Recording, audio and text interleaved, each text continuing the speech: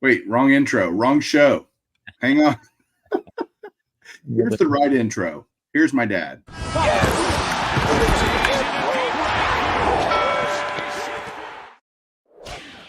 Welcome to the Golden Age of Cardboard podcast, where we remember a time when stacks of cards were held together with rubber bands and Mickey Mantles were put in bike spokes. We hope you will enjoy and reminisce as you come along with us as we tell stories about the baseball cards from the Golden Age of Baseball. We will examine the state of the vintage baseball card market and talk to some of the greatest collectors in the hobby. You won't be hearing us talk about any chrome or shiny cards here. Now, to take you on this retrospective journey, here's your host, direct from the shallow end of the gene pool, my son, Mike Moynihan. Yo, and hello, everybody. Mike here, baseball collector / content creator. I'm really doing great tonight. This is awesome. I should, this is going to win an Emmy or whatever the podcast equivalent is. I apologize for the technical difficulties. I'm going to bring on my guest immediately, and maybe he can save this train wreck of an intro. Let's see. John Keating, how are you, man? Good, dude. I'm done with technical stuff. I just right? spent the last month dealing with technical stuff. I'm done. I just wanted to go back to crayons and unlined paper, please. Big cheap tablets and stuff? Yes. Yeah, I'm all done. I had enough. No more tech. I miss big chief tablets. I don't know what those are. Oh, okay. I got you. Hold on. Do you have one? I have composition books. Okay, that's good.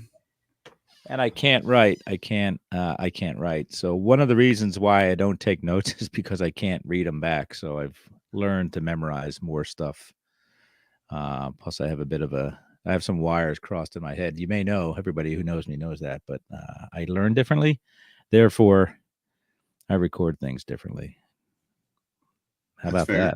Huh?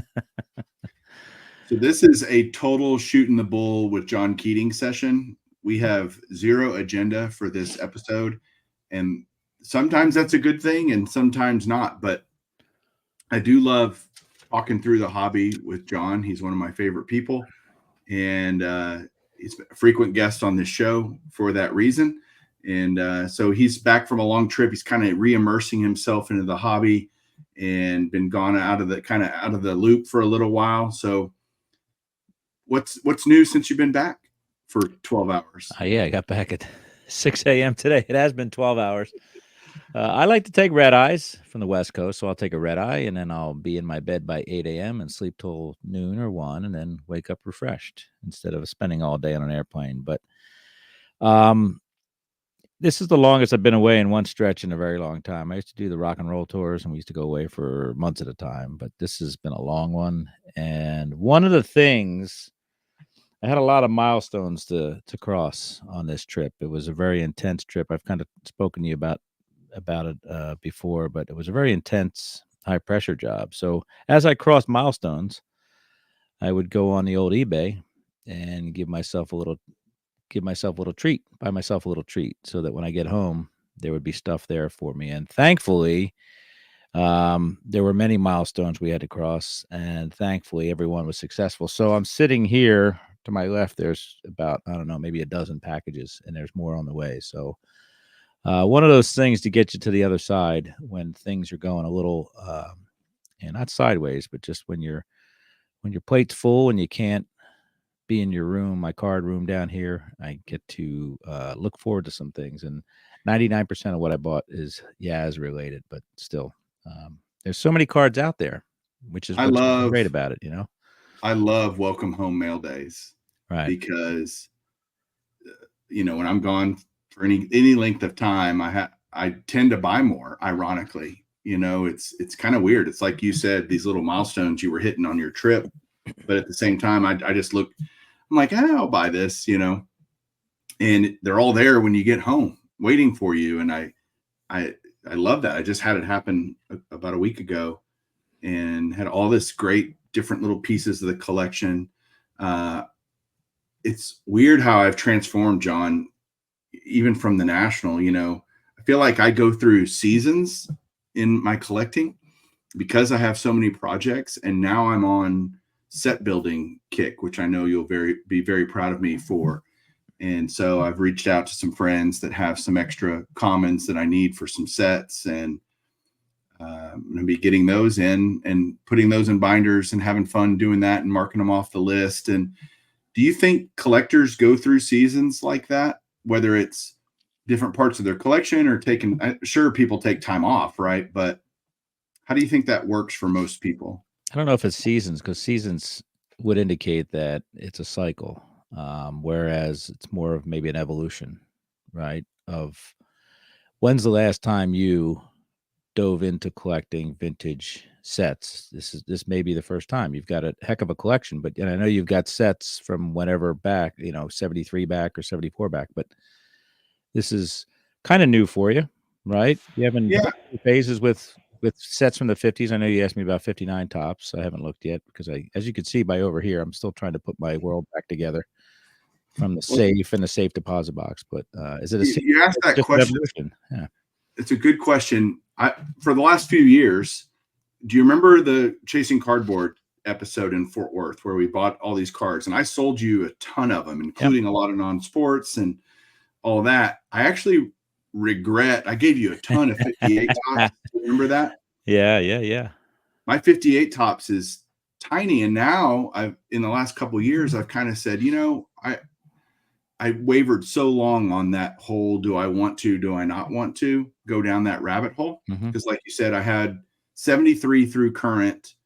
Do I want to go back and start filling in those holes? And the answer ultimately became yes, mainly because of opportunities like Chasing Cardboard, like the Grail collection, where I like lotting just like you do. I like buying stuff in big lots. And what I didn't like was all the extras that come with that.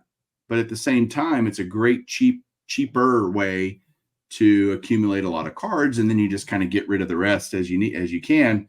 And I've become more comfortable with that concept. I've become more, and I gave you like all those 50, I didn't give them to you, but you acquired a lot of 58 tops from me. And I'm like, oh, that's my biggest gap. It's like 58 tops, and it helped you either complete your set or really close, if I remember right. Right.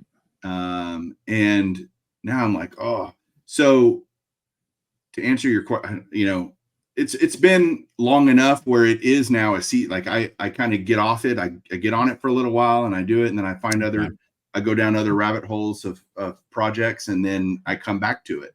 Like I'm now kind of coming back to, I want to keep working on these sets. Let me see because things get, I don't know if it's old. I just get tired of not finding anything, in certain areas of my collecting. And so I'm like, let's go see if there's these other things that I like to do. Well, none of your collecting contemporaries have spent their entire collecting process from when they were kids collecting what they are now.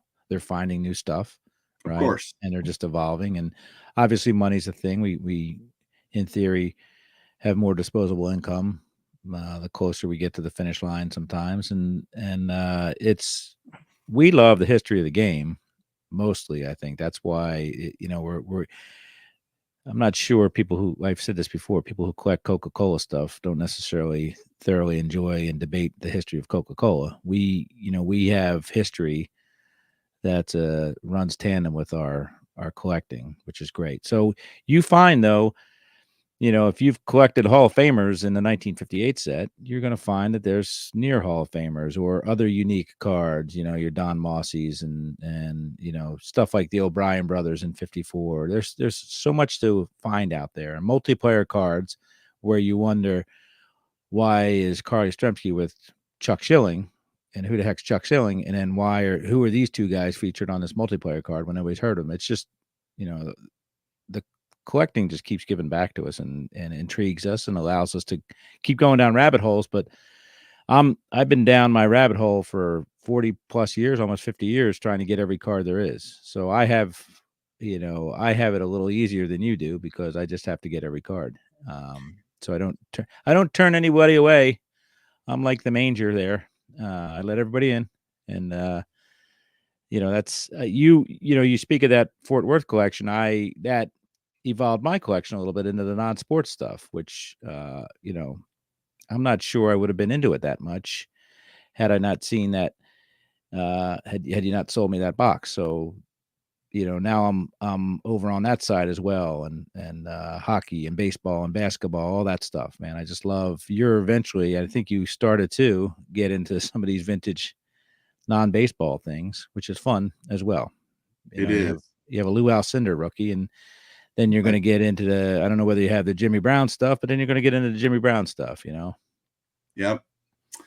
Yeah, I'm definitely discovering new joys within the hobby, if that makes sense. And I remember the conversation that we had privately about the Fort Worth stuff, and you were like, man, I don't know if I want to go down. Like once I opened that Pandora's box, what else? And I think the thing that really sealed it for you was the Three Stooges stuff. I think you really thought, okay, that's pretty cool. And I think the Andy Pafko too, the 52 Andy Pafko. Yeah. But I had, I think, 2 complete sets of the Three Stooges, which you bought both of them, if I remember correct. Yep, bought the whole thing. Astronaut cards, Civil War cards. I'm a nonfiction person by nature, so I enjoy American history. I enjoy history in general, and Americana. Like some of that stuff is all, we talk about cartoons on the back of some of the 50s and 60s baseball cards, and they were employing cartoonists at Tops, and some of those sets they would just turn their cartoonists loose to do whatever the heck they wanted to, satire and distasteful stuff, but it was a way to give them a bone and let them do stuff. And it's like the history of Tops as well as the history of just putting these Valentine's cards with nasty remarks on them for kids, and thinking about what 12-year-old and 10-year-old kids were doing back then. It's just, to me, that's fun to, we started as kids and will always be kids. There is a certain level, a very high level of immaturity amongst many of our people that we associate with, but that's part of, we're still 10, 12-year-old boys right now, just with a lot more money, I guess. And that goes back way before Tops, because, you had Allen and Ginter and, even the tobacco era was more than just we think of baseball players, but there was Indians and, 32 U.S. Caramel has president. There's a U.S. president set. There's, telling a story through cardboard has been going on for 150 years. It's not new. Tops took it to a new level with all kinds of crazy stuff. And then you have TV, once TV became a big deal, and you had Batman sets, and you had a set for everything, most of which was valueless for a long time. And then COVID changed all of that. And those things, I want a Batman rookie, or I want a curly rookie. Right. It's like those things are legit. And I mean, the Three Stooges set is a Fleer set, if I remember right. 59 Fleer, yeah. So just it's changed a lot, and what people are into has changed a lot, just like what's changed for you. I do want to bring up the Grail collection, because without you, the Grail collection doesn't happen. That first phone call that you made to me and said, I need to talk to you right now, that text that I got from you when you're at the card shop, and did Joey look at you and say, don't take that call, or don't call him? Because you guys, I think, were in the car together. We were in the car, and we were about to walk into an important event that we were going to, and this trumped all of that. Once I saw the DeLong Derrig in my, on the FaceTime, I'm like, okay, yeah, I'm good. Yeah. This is going to take a minute, honey. You're going to have to wait. And what event? That went down the way. Chris Sewell did a great video on his channel, kind of recapping both his and I's, experience through this, all the financials behind it, and all of that. I think I would love to see you do a video of, and we've talked privately about this, but see you do a video of what you got. And you can tell me, you can be honest. Do you feel like you were an integral part that you got a fair deal or whatever. I don't know what I'm trying to ask, but I'm okay. I'm whole. That's what you're asking me, if I'm whole, yeah. and with a W in front of it. And it's, I've spoken to you about this, and people who know me know this, that I don't like the money part of the hobby. I spend money in the hobby, but I don't want money to drive my decision on whether I keep or don't keep a card. So it was easy for me. You guys split the financial burden. Um, and as you've said before, I came away with a bunch of cards and I'm happy and I have what I need. And would I wanted every one of those cards, right? I mean, that's the kind of collector I am. But with no risk on my part and really not a lot of work on my part, I got everything I needed. And yeah, I'm happy, and I probably won't be doing a video. I know you talked about this to me the other day, but I probably won't, because I'm not you know, I don't want to show the cards to show the cards. I just like there's a white box right here that has some cards in it that I got. Where is it? Right there. That box right there. And, if that stays in the box forever, then so be it. There's also some of the cards in the display case, but I have I'm tickled pink with what I have. And What were some of your highlights from it in terms of parts of your collection that you were able to complete or get close to or get further along in? right, let me just state publicly again for the 1 millionth time that I don't believe in Grail cards, because I want every card. So there's no, if you put a gun in my head and said, what card do you absolutely need right now? And I would still say all of them. And which makes it easier. I didn't, it wasn't hard for me to see those cards, go to other people. I mean, I shouldn't say it wasn't hard. It was fun having my basement filled with the most incredible amount of cards I've ever seen. And then it was a little bit of a letdown to see it go away, but that's, no different than my previous career in rock and roll, when the house lights would come up and everybody would go home and you're still there packing up. So, I don't worry about Grail cards. So therefore, there is not one that got away out of that collection for me. So I get, and I think people have spoken, uh, that, um, that what was I going to say? Sorry, a text message just popped up. But one of the things that made this such a seamless deal is that I look at things differently than you guys do. The 66 Batman set. I got a 66 Batman set, which I loved. I got the 65 top set, which I loved. There was no debate over that. The 72 high numbers, right? Which is something that I'm not quite sure. That's like a down low hobby, like whoa thing. When I saw a 400 count box of 72 high number football cards, that's the thing that out of all that stuff in that collection, um, it really set the alarms off for me, because I can go to a baseball card show and see, all the Gaudies I want, and essentially everything in that collection. You rarely see a 400 count box of 72 high number football cards in mint condition out in the wild. So that's stuff like that. That's what made me happy, is seeing some of the stuff you don't see very often. And seeing how, and more importantly, seeing how these two chaps collected, right? We saw the 30s version, and then we saw the 60s version, the stand-ups and, all the other stuff. It was just fun seeing how people collect. When I buy collections, I love looking, kind of do like a reverse engineering on it and see how it goes, how they collected and get in their minds. I like the stories and all that stuff. And you could see a story there. There was enough evidence left behind to see a story there. And it was pretty darn cool. Totally agree. I like the 64 stand-ups I've always enjoyed from afar. And now I've gotten to add 5 or 6 of them, including Mantle, Koufax, Clemente, maybe. Yeah, what's that? Clemente? Did you keep the Yep, Clemente? kept a Clemente. Cards that I would have never really sought out on my own that kind of fell into my lap, and I love them, and I'm glad I was able to add them.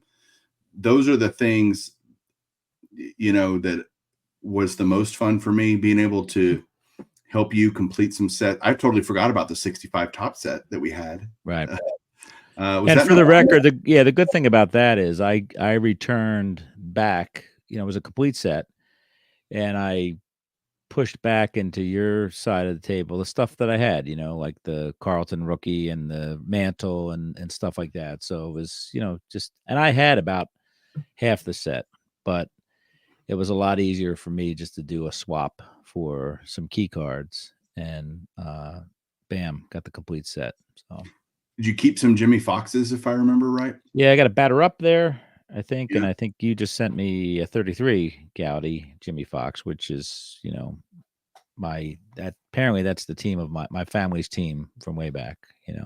My grandfather was around when Eddie Collins was running things, and he was around when Jimmy Fox and Lefty Grove were running things. So it's pretty cool. Robert Grove. Robert Moses Grove is his government name. It's his government name. Yeah. Part of the joy of the whole thing was hanging out, coming to see you, and you were incredibly gracious and awesome letting us hang out there. It's that day and a half or whatever I was there, maybe 2 days total, I guess, not even 48 hours actually, was top 5 days in the hobby for me all time. I don't even know what, maybe a couple of days at the National where I picked up some big cards or something, but it's hard to beat that atmosphere, that fun, that discovery, all the things that we were all feeling in that moment. That is, I'll never forget that experience.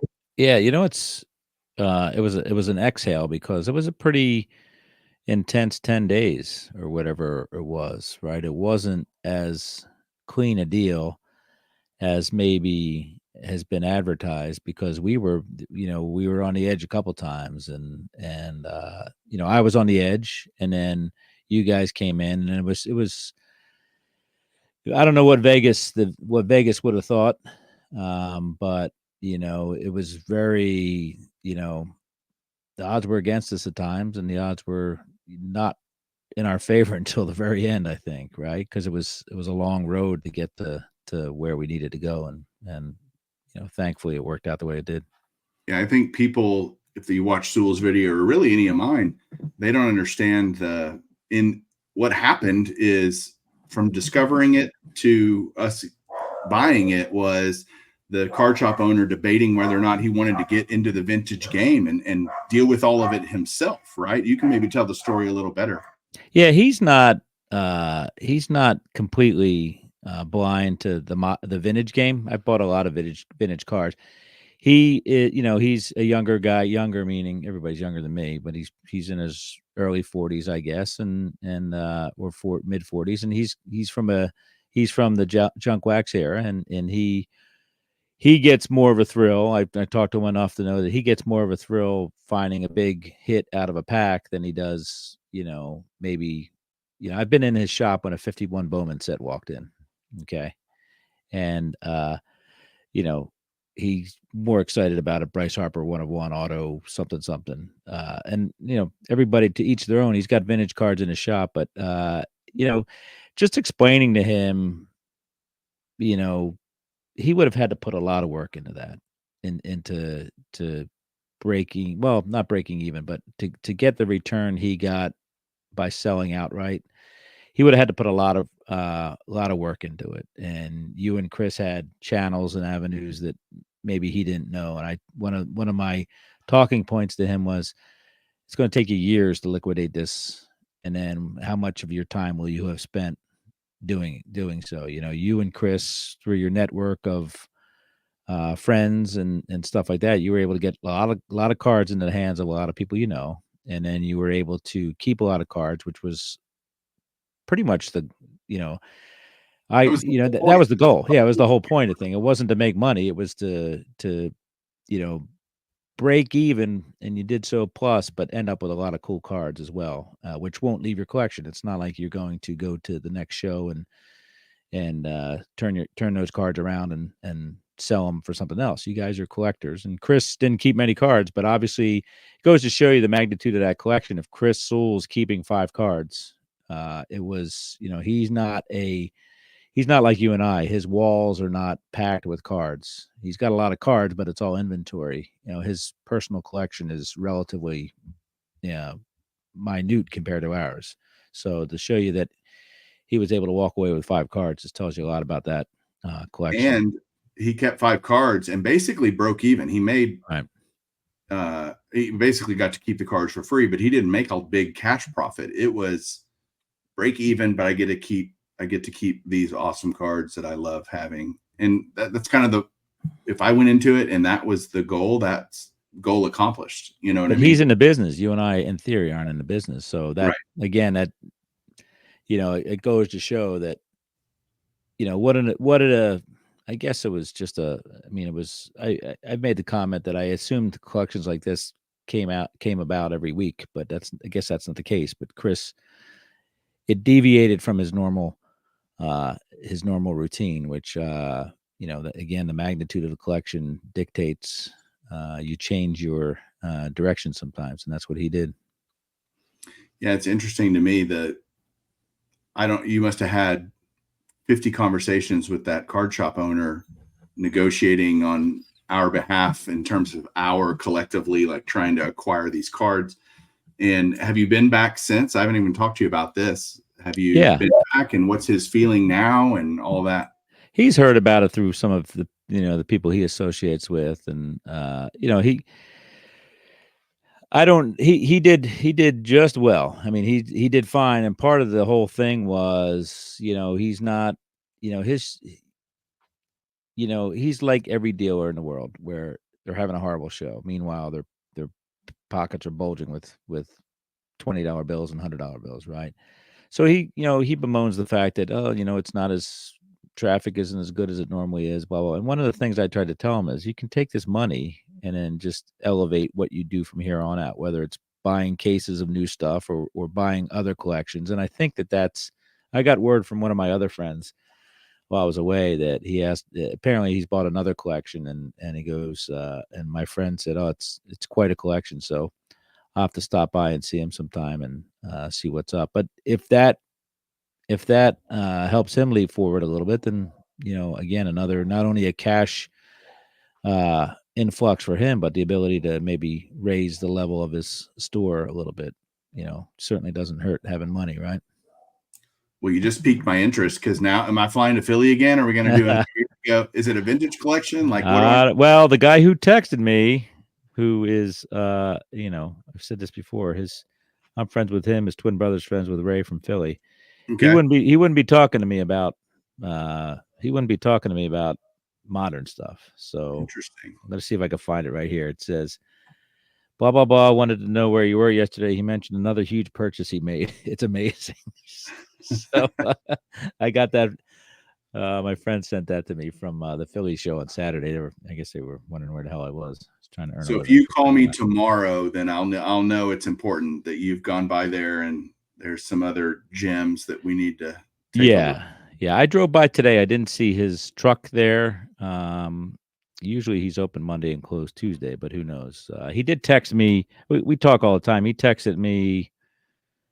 He texted me while I was gone too, and about some other business, nothing to do with collections, but some other stuff. And so we're on speaking terms. We talk about it, and I've been in there. I bought stuff from him since, and just he is a breaker, not a breaker, but he breaks cases, and his sorting table is filled with every new first to market product you can imagine. So getting back to what I was trying to say, and I not so eloquently said, he's not completely blind to the vintage market, but he's a Willie Mays collector and a Giants collector and all that stuff. But I tried to convince him that, like, this is a different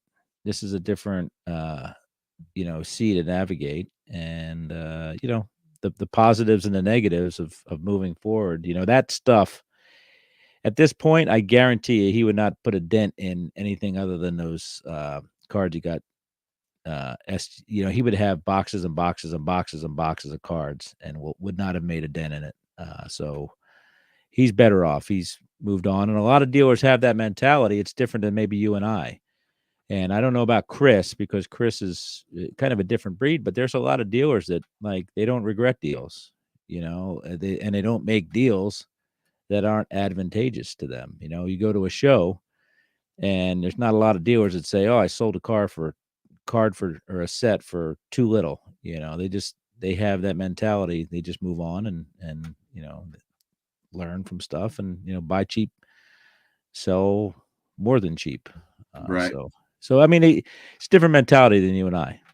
Because the deals just keep coming for folks like that. They can win more. You and I, if we went together and split $100,000 collection, there's more at risk for us. Although we've talked about this several times, and recently the other day, where it's not like you are buying modern cards and Patrick Mahomes cards and Tom Brady's and stuff like that. You were buying cards that will hold their value at least hold their value.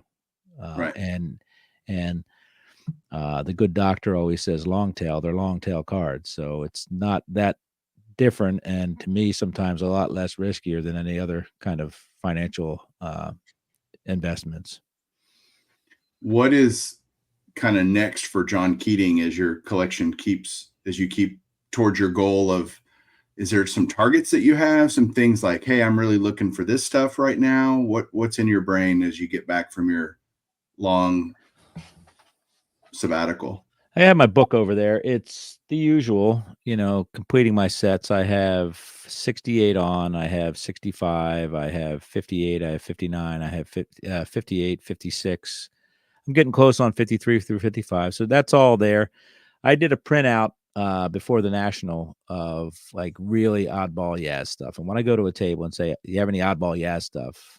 Like I could tell, I could tell the, I could tell by the look in their eyes or the first thing out of their mouth whether it's worth it. Again, a 68 game is not an oddball Yaz to me. So I'm buying some very interesting stuff right now, completing the Yaz stuff. Mark I'm Hoyle would be proud. Mark Hoyle will be proud. Yeah. Well, I'm gonna eventually I'll do a live show. And then I'll rip open all my stuff. But I bought a set today that I've wanted for a very long time, and there's a sentimentality I have and a connection I have to it. I'll show that picture later, I guess. But so I bought a set today that like you said, that I've wanted for a very long time, or a couple days ago I bought it. So more importantly, I'm at the phase now where my youngest graduated from college, go Hokies, and he's got his job and all that crap. So I'm done paying tuition. Financials are lining up a lot better than they were. So if I wanted to go to a show and buy a big boy card, I can buy a big boy card. I'm going to tell you that there's 3 shows coming up, and I plan to attend at least 2 of them. Probably can't attend all 3, but either Dallas, the Shriner Show, or the Expo in Toronto. I will be at 2 out of 3 of those. Have you Okay. done Chantilly before?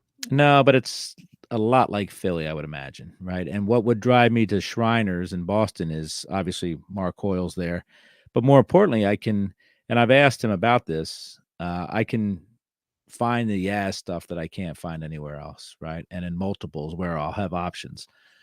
So that's a big thing there. Want to go to Toronto because I want to get OPG cards, and what better place to get OPG cards than in Canada, right? And the Canadian dollar is notoriously weak against the U.S. dollar, so it sounds like a win-win situation. Did I sell you a 78 O-Pee-Chee set also? You sold me a lot of them. It wasn't a complete set, but it was probably 150 cards, if not Okay. more. Yeah, I had a whole bunch of them. Yeah, I you got a kept the lot of them left. Murray. I have the Murray. I have the Nolan. Mm-hmm. Do you have the Nolan? I do. Well, yes, and I'll tell you why. Because a few years ago, 2021, I bought a massive Nolan Ryan collection. I think I told you this, and I paid. I'll give the financials right here. I paid $5,000 for the collection. Had every Nolan Ryan card imaginable, including the rookie. But in order to sweeten the deal, I had the guy throw in a unopened Topps update box with Mike Trout. is Mike Trout's rookie card. So I immediately that day went to the Philly show and sold that box for $7,500 Wow. and ended up with all the Nolan Ryan cards. So there you go. There's a financial transparency that happens. But with that said, I have so many Nolan Ryan cards, pretty essentially all of them for the most part, because this guy was a Nolan Ryan collector. So yeah, I have the OPG stuff. Nice. Yeah.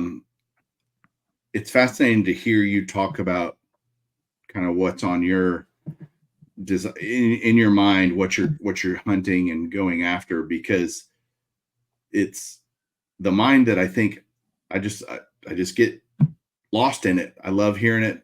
Not a lot of people say they get lost in your mind, but I do. Sounds like a song. It's like a Lost in your eyes. oh, okay, that's what it is. Yeah, yeah. So, But I mean, another thing that I didn't go heavy on, but one thing I bought multiples of at the National this year was the T205s, right? And up until very recently, all I had was the Christy Mathewson T205, right? And then I bought the Germany Schaefer because Germany Schaefer's got a heck of a story. And then I was at the National. I'm like, wow, I started buying Phillies, uh, Phillies T205. So I think it's probably the most beautiful set there is. And I love that they're not perfect either, because there's so much that, again, I'm into the history of the cards, meaning the journey those cards have taken to get to my basement, and they're survivors. And a T205, imagine a T205 in mint condition. It's probably, it's just gorgeous. Whereas these cards I get have creases and chips and rounded corners on the T205, and it's like watching, looking at some of these going to Angkor Wat where they knocked off noses and off of all the statues. It's the same thing. These things have survived 100 plus years with all this damage done to it, but they still they still touch me. And I that's what the hobby's supposed to be about. Stuff like that. I just fell in love with these T205, so chugging away on that as well. I kept an Eddie Collins T205 from the Grail collection. You got Speaker and No, Baker. I kept the Speaker. That's what it was. Not Collins. Maybe I'm wrong. Was Chief Bender in there as well? He was, but that got sold. Okay. So they're beautiful cards. And those A's, at that time, the A's were the best team in the world. That's the thing. I wish I could have kept everything.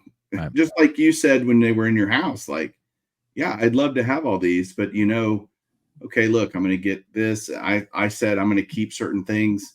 I ended up keeping way more than I really had expected in a great way. But I wish I didn't have to sell the other 2 roofs that I sold, or the 3 roofs that I sold. Technically, I want all those cards eventually in my collection, just down the road, right? I had to. You'll see them again. You won't see it's not often you'll see the cash-ins, right? But you'll see the Gaudies, and you kept the cash-ins, right? Yeah. Did you know I kept the Ruth also? Yep. Yeah. So I kept the Ruth and the Gehrig. Because you don't see them that much. So, it sounds trite to say, hey, we see these all the time. But we do see Gaudies. I see Ruths all the time. I see Gehrigs all the time, 33 Gaudies. Yeah. It's kind of like you look over a case and every vintage dealer has a few of them. And that's great. But like, it's the stuff, again, that you don't see, that you don't know when the opportunity, and we all have hobby regrets. You don't know when the opportunity is going to come around again. You won't miss the boat on a Gaudi Ruth, because you'll pay more, maybe a little bit, but it's not like they're disappeared forever. You're going to see plenty of those. All right, I've got a question I've never asked you. According to Beckett OPG or somewhere else, how many different cards do you have? Do you have an idea? I'm in the middle of my basement tapes, or towards the end of my basement tapes, and I have close to 5,000 types, type cards from different sets.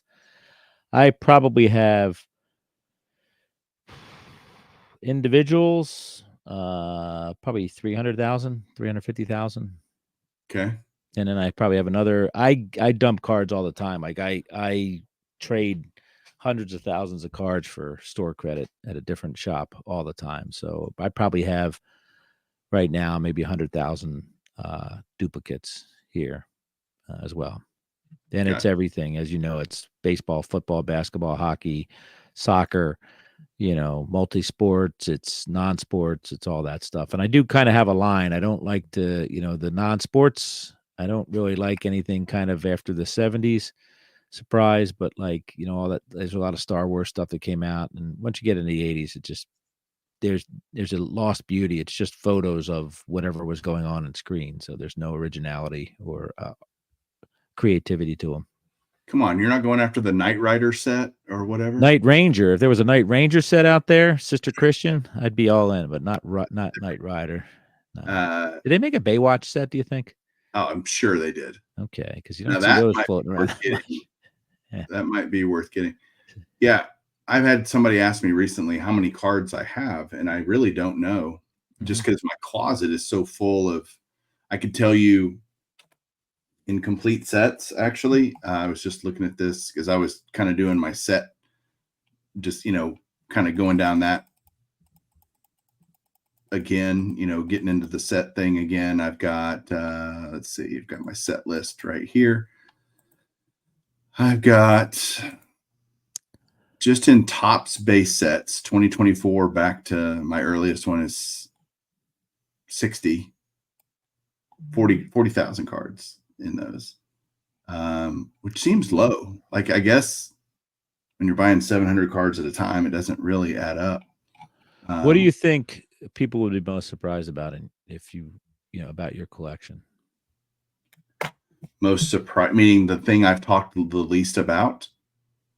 Or perhaps you may have mentioned it, but for example, some people are surprised. I'm a crusty old guy, but some would be surprised at the probably hundreds, maybe 150,000 cards I have from the mid 80s back up to now. I mean, I have boxes over there, 5-count boxes that are dedicated to a year.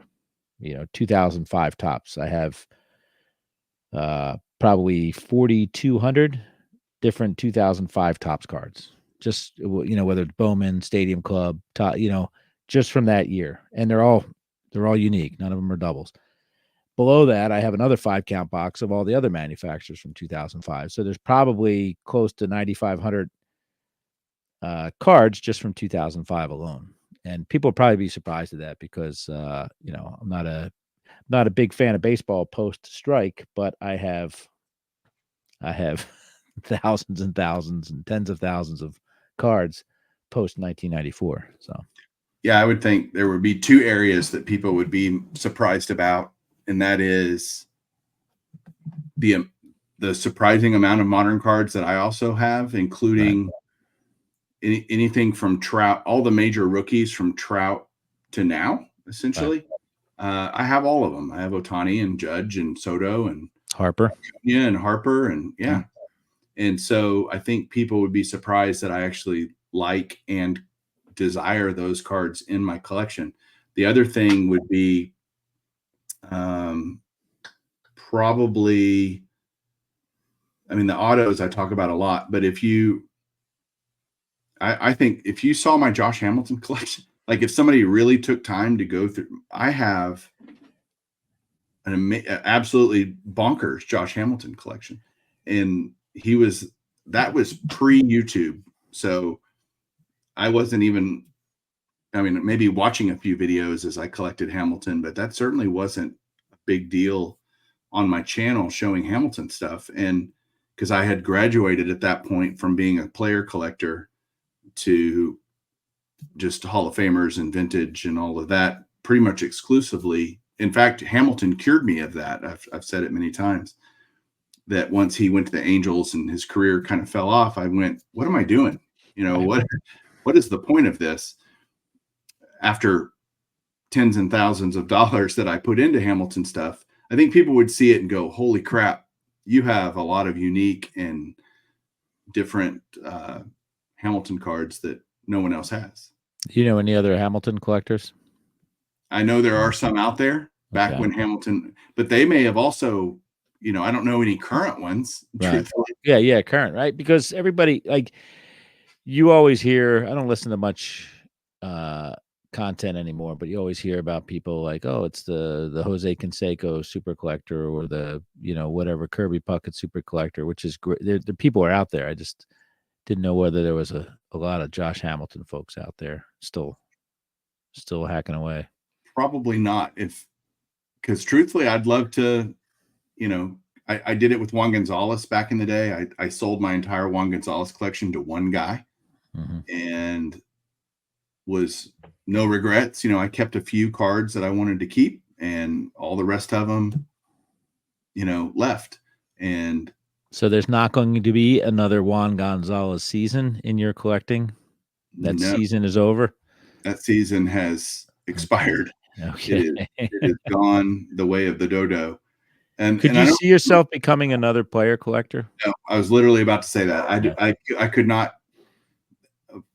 There's nobody certainly on the current Rangers team, which is the only way I would do it, is a player from my own team. I wouldn't collect Ohtani as much as I admire, think he's amazing and what he's doing, or Acuna or Soto or Judge or any of those guys, as great as they are for baseball. And I love what they're doing. I love following along and all of that in the current game, which I know you don't, but I can't, unless I went back and became I'm a Lou Gehrig super collector, I guess, kind of. Anything Lou Gehrig, I don't mind getting. Yeah, but you're kind of doing that with any Hall of Famer. You've Gehrig's cast a different. wide net. Gehrig's different, I know, but it's actually Gehrig's easy as well, because there's not a ton of it out there. It's expensive, but there's not a ton of it out there. It's like my Ray Keating collection. I only have 3 or 4 more left. I also get all the modern. If he's on a Topps variation, I want to get that. Yeah, I buy the dead guys all the time. Mike O will tell you that. Yeah, he throws the dead guys up there, the modern dead guys, and I'm all over it. I'm a sucker for it. So, yeah, I mean, because they're fun. Sometimes it's photos we haven't seen before, or colorized photos of stuff we saw black and white. And it's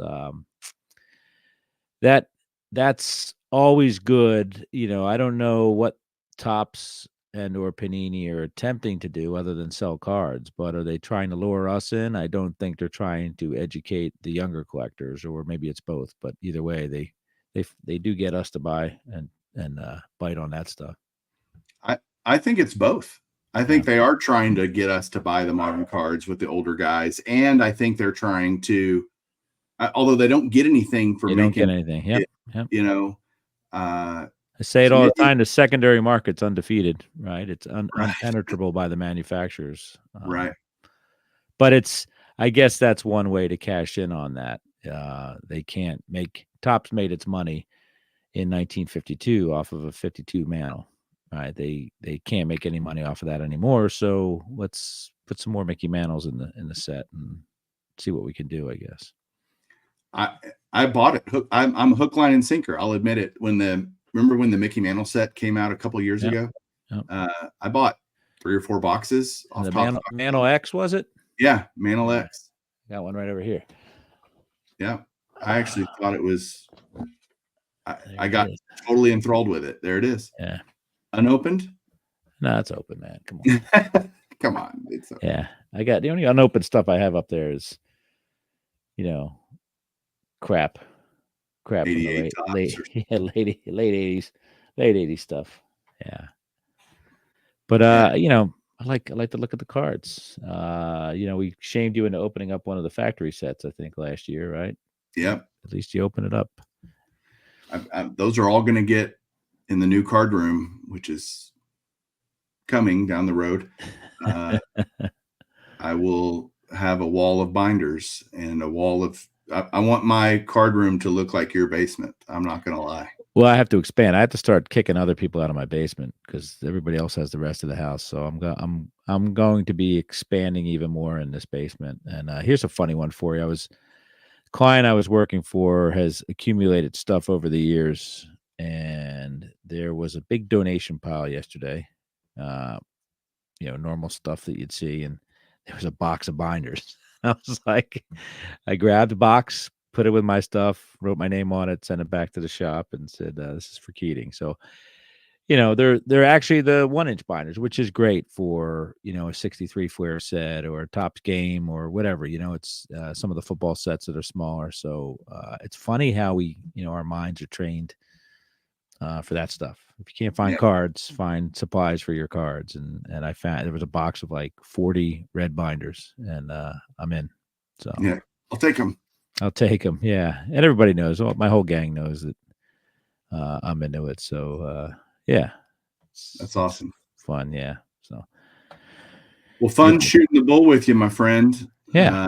Always a good time to pick your brain and just we again go into all of these with zero topics and just end up talking for almost an hour. So could keep going, but we'll let you guys go. John and I will keep talking cards, and we'll see you guys next week for another episode. Thanks for listening. Thanks for watching, and keep collecting.